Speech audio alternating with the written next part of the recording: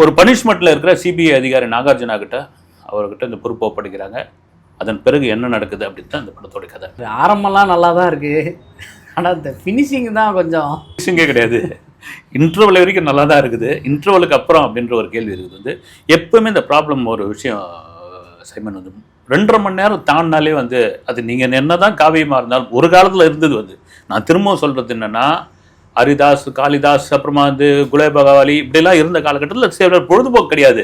அவன் 4 மணி நேரம் படம் பார்க்கறதுக்கு கூட ரெடியாக இருந்தால் 2 இன்ட்ரோல் இல்லை 3 இன்ட்ரோல் வச்சா கூட ரைட்டு, சினிமா தேட்டரில் தவங்க கிடந்தாங்க.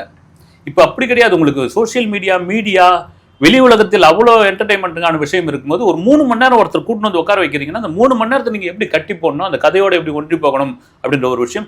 இதை பல திரைப்படங்கள் இந்த 2.5 மணி நேரத்துக்கு மேலே போனாலே வந்து அதை தவற விட்டுறாங்க.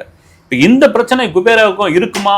நிறைய பேர் தேட்டருக்குள்ளே வந்தவங்களாம் ஆரம்பத்துலேருந்து பேசிட்டுலாம் கேட்டுக்கிட்டு இருந்தாங்க, இருக்கும் என்ன பண்ண போகிறாங்களோ இந்த லெவலுக்குலாம் பேசிகிட்டு இருந்தாங்க. முதல் ஹாஃப் வரைக்கும் விறுவிறுன்னு போன படம் செகண்ட் ஹாஃபில் என்ன தான் பண்ண போகிறாங்க, ஏன்னா ஏறக்குறைய அந்த ஃபர்ஸ்ட் ஹாஃப்லேயே முடிஞ்சு போச்சு.